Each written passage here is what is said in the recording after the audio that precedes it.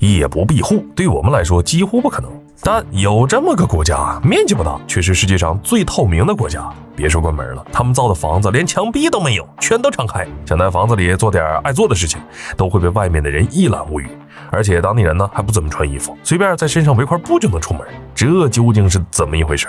今天球哥就带大家来了解了解。萨摩亚位于太平洋南部，萨摩亚群岛西部是一个由10多个岛屿组成的群岛国家，国土面积约为2934平方公里，人口约20.5万人。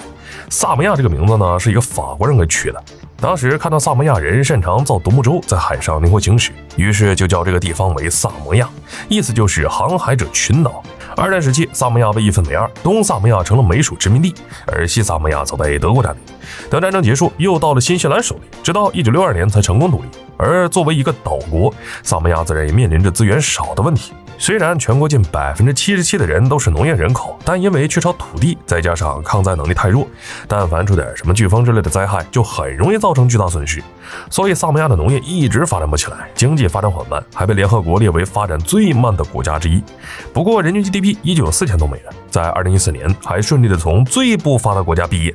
而这靠的呢就是旅游业。为了多赚点钱，萨摩亚政府还打算建设各种基础设施以及其他相关的产业来提高服务质量。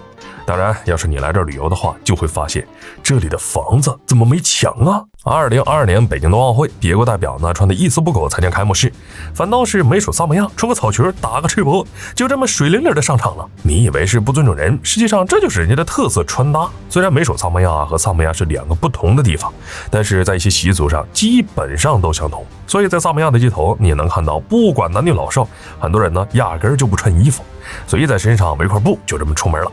不知道的呢，还以为这些人不知羞耻呢。哪怕时代发展，萨摩亚人与外界交流的多了，服饰也发生了改变，但依旧有不少人还保留着穿草裙的习惯。不仅如此，除了不穿衣服之外，萨摩亚人的房子也是四面通风。不管是看起来相当豪华的，还是破破烂烂的，都有一个共同的特点，那就是木有墙。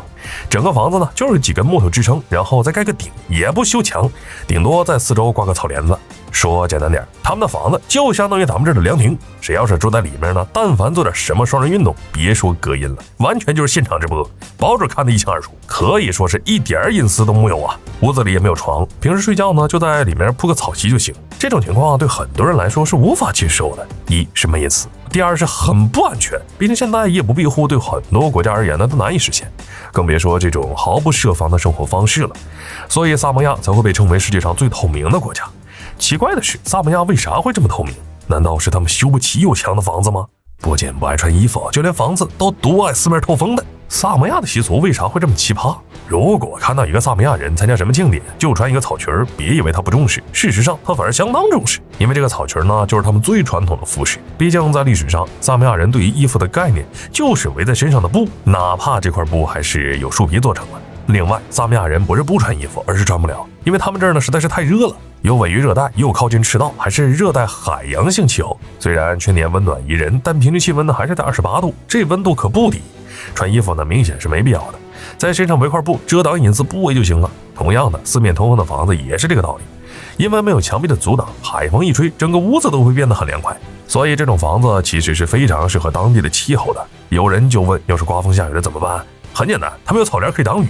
不过这种房子也有个缺点，那就是碰上狂风暴雨的话，很容易被吹翻。房子被掀翻了可是件麻烦事儿，但对于萨摩亚人来说，翻了那就再建一个，反正房子建起来也很简单，费不了多长时间。就算是游客，只要跟着学上一段时间，也能造一个房子出来。而且要是一个地方睡腻了，还能换一个地方。当然，这种生活环境也不是所有人都能接受的。如果去那儿旅游，是不是也要入乡随俗住这种房子呢？这就不用太担心，人家那还是有正常的房子可供人居住的。